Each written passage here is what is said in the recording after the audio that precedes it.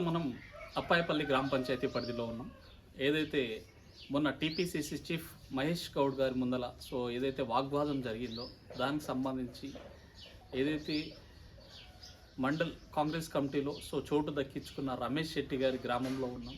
మరి స్థానికంగా ఏదైతే ముఖ్యంగా మండల్ ప్రెసిడెంట్ మల్లు నరసింహారెడ్డి గారు వారిపైన ఏదైతే కామెంటరీ చేశారో, మొన్న జరిగిన పార్లమెంట్ ఎలక్షన్లలో బీజేపీ పార్టీకి సపోర్ట్ చేసిన వ్యక్తికి పార్టీలో పదవి ఎట్లా ఇస్తారని చెప్పేసి డైరెక్ట్ టీపీసీసీ చీఫ్ ముందల్నే వాగ్వాదం అయితే జరిగింది. మరి వాస్తవంగా ఆయన బీజేపీకి సపోర్ట్ చేశారా లేదా, మరి గ్రౌండ్ లెవెల్లో వాస్తవంగా ఆయనతో పాటు వర్క్ చేసిన వారి గ్రామస్తులు అయితే ఉన్నారు, వారి మాటల్లోనే దీని గురించి ఒక క్లారిటీ ఇచ్చే ప్రయత్నం అయితే చేద్దాం.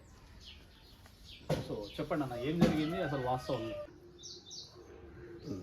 అప్పాయపల్లి గ్రామ అధ్యక్షుని నేను, నాగేష్, కాంగ్రెస్ పార్టీ అధ్యక్షుని. ఇప్పుడు మన గ్రామంలో ఎప్పుడైనా కూడా వాడు దుకాణం అమ్ముకుంటాడు, దుకాణంలోకి వెళ్ళి బయటికి వెళ్ళాడు. ఇప్పుడు కాంగ్రెస్ అంటే వానికి అభిమానం అయితే లేదు. మొత్తం పార్లమెంట్ ఎలక్షన్లో మొత్తం బీజేపీకి సపోర్ట్ చేసిండు ఆ వ్యక్తి. మొత్తం పైన మీరంటే మాకేంది లెక్క అన్నట్టు మాటనే మాట్లాడతాడు. మొత్తం పైన మొన్న నేను గ్రామ కమిటీ అధ్యక్షుని ఉన్నా కదా, మొన్న కూడా ఆడ మీటింగ్ అంటే కూడా చెప్పాడు, ఒక పోస్ట్ వస్తుందంటే కూడా మా గ్రామంలో ఎవరికి చెప్తలేడు. మొత్తం నేను కూడా ఆడ సీఎం మీటింగ్ ఉందంటే కూడా ఫోన్ చేస్తూ కూడా లేపాడు, రాడు. మేము ఎవరికి చెప్పుకోవాలి సార్ చెప్పండి, ఇంకా మీరే. మొత్తం పైన ఆయన చేసేదంతా ఇప్పుడు మాకు ఆడ బీజేపీ ఆయన మంత్రి ఉన్నాడు, మేము కొమ్మడలం అంతా మొత్తం బీజేపీకి సపోర్ట్ చేస్తామని అన్నాడు. ఎప్పుడు అన్నాడు? ఏ ఎలక్షన్? పార్లమెంట్ ఎలక్షన్లో అన్నాడు. ఎంపీ ఎలక్షన్లో చెప్పాడు. ఎలక్షన్ అప్పుడు చెప్పిండు, అంతకన్నా ముందు చెప్పిండు. అంటే బీజేపీలో పోతాను చెప్పిండు. అయితే ఏది ఏమైనా సరే కానీ ఇప్పుడు ఆయన ఒక్క ఇల్లోడు ఇంత గ్రామంలో ఇంత సతాయిస్తున్నాం మమ్మల్ని. మొత్తంలో మాత్రం ఆయన కరెక్ట్ పర్సన్ అయితే కాడు.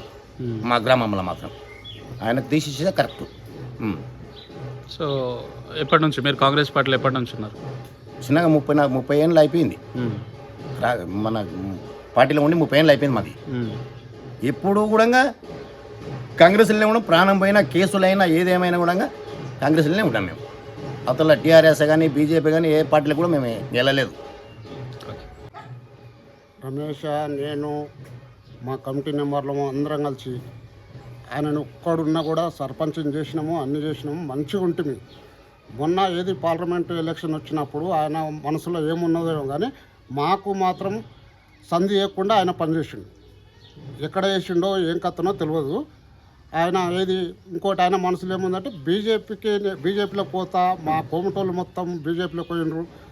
మరి ఇంకొకటి అనూష, సెంట్రల్ మినిస్టర్ అనూష కూడా కోటానే, ఆయన ఉన్నందుకే నేను కొంటల దాంట్లో పోతాను, బీజేపీలో పోతున్నా అనే మాట చెప్పిండు. మాకు 3-4 సార్లు మాకు ఇన్ఫర్మేషన్ ఇచ్చాడు.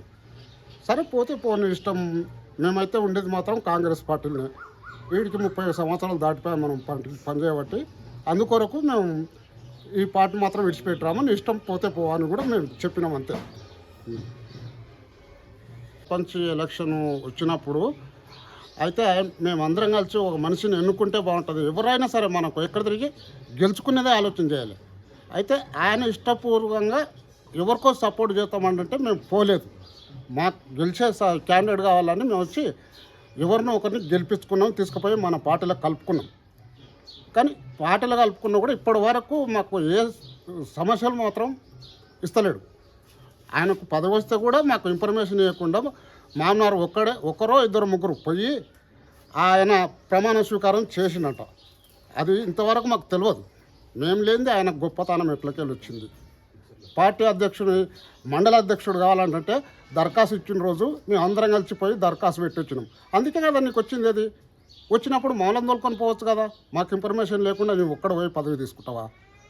మాకు మనసొప్పుతలేదు, పలకరే బుద్ధి కూడా అవుతలేదు. మొన్న జరిగిన సర్పంచ్ ఎలక్షన్లో సపోర్ట్ చేయలేదు. ఆయన ఇంకో మంచిని పెట్టిండు, మేము ఒక మంచిని పెట్టి గెలిపించుకున్నాం.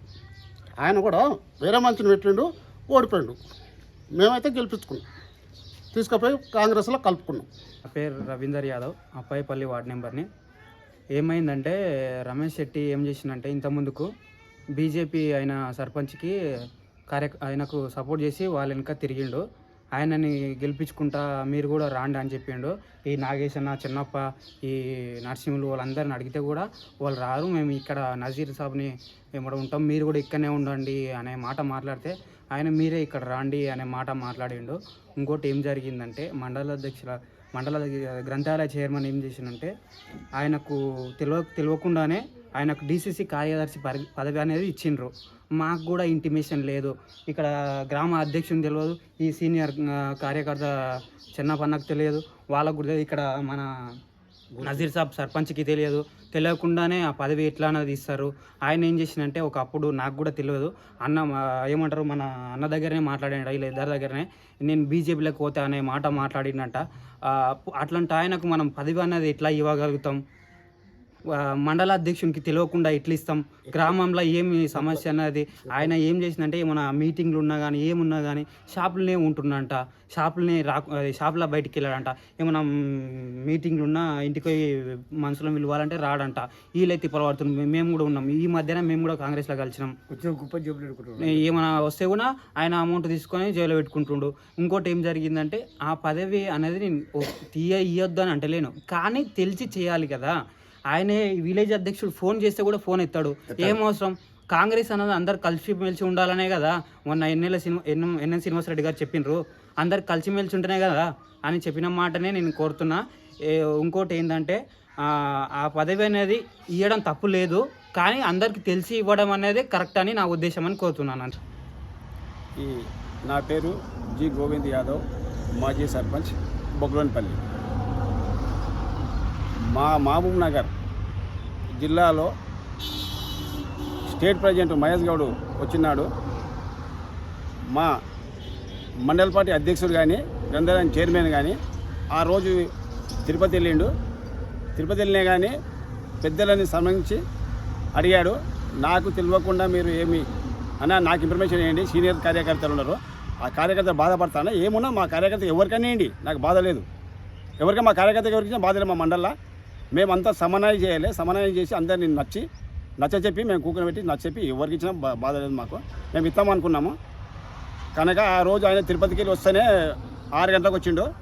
వచ్చి స్టేట్ ప్రెసిడెంట్ని మహేష్ గౌడ్ని కలిసిండు. కలిసి ఆయన బాధ చెప్పుకున్నాడు.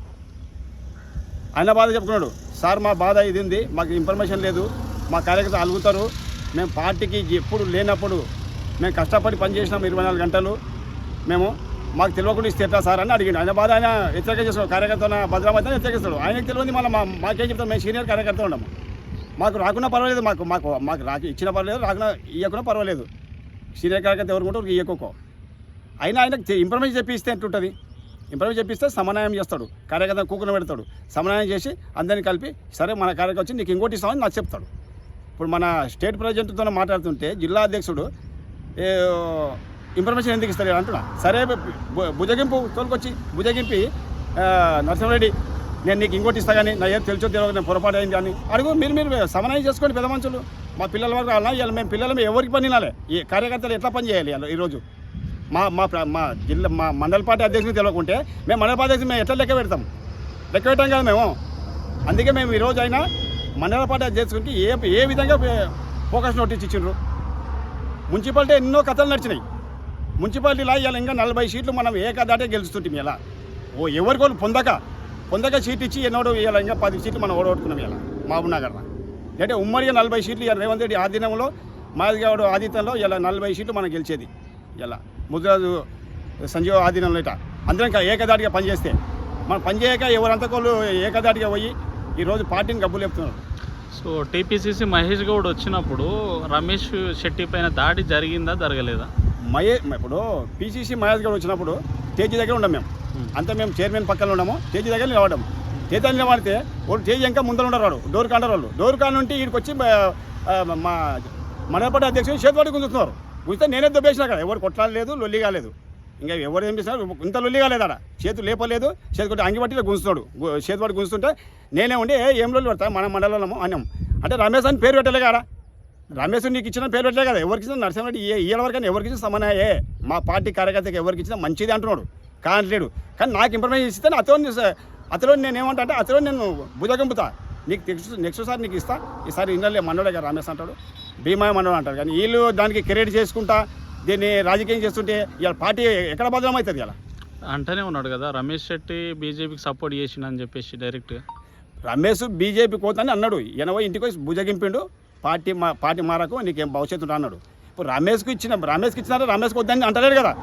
ఇన్ఫర్మేషన్ చెప్పి ఇప్పుడు జిల్లా ఇప్పుడు గ్రంథాలయం చైర్మన్ ఉన్నప్పుడు, జిల్లా బాస్ ఉన్నప్పుడు, ఒక జిల్లా అధ్యక్షుడు ఒక ముద్రా సంజీవన సమన్వయం చేసుకుని ఇద్దరు కూకోండి ఇవ్వండి, మేము వద్దలేం కదా, ఎవరికైనా ఇవ్వండి, ఎవరికి మా కార్యకర్తలు కదా అంటున్నాడు. ఈరోజు చైర్మన్ గారు మా కార్యకర్తలుగా మాకు చెప్పి ఇస్తే మేము చెప్తాం కదా. ఇప్పుడు నీవు చెప్పకుండా మాకు ఇస్తావు, ఓడు ఇంటాడా మాట. చైర్మన్కి తెలియకుండా మాకు వచ్చింది పని, చైర్మన్ లెక్క పెట్టారు, ఎవరైనా నేను లెక్క పెట్టాను, నీవు లెక్క పెట్టావు. ఆ స్థానం ఉన్నప్పుడు నాకే సంజీవన్ డైరెక్ట్ ఇస్తే నేనే చైర్మన్ లెక్క పెట్టాను. So TPCC chief Mahesh Kumar Goud ముందల ఎవరిపైన ఎవరికి దాడి చేసుకోలేదు, ఎవ్వరూ దాడి చేయలేదు.